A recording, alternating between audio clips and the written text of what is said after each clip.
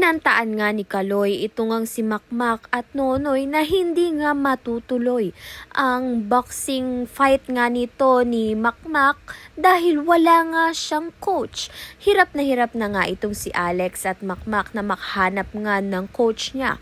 Kaya naman nga't nagdesisyon na nga itong si Makmak na pakiusapan nga ang tatay Nonoy nga niya upang ang siya ang maging coach nito ni Makmak.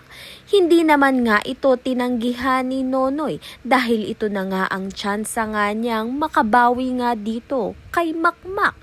Sa kabilang banda naman nga hindi nga inatrasan ni Makmak ang hamon sa kanya nga nito ni Lance na maglaban nga sila sa boxing. At ito ngang si Lance ay sinabi nga dito kay Makmak na kapag natalo nga niya itong si Makmak ay hindi na nga makikita ni Makmak ito ngang si Chloe.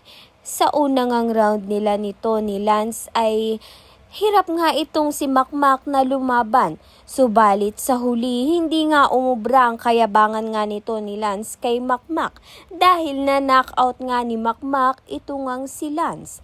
Kaya naman nga't yan at iba pa ang dapat nating pakaabangan. Maraming salamat sa iyong panonood.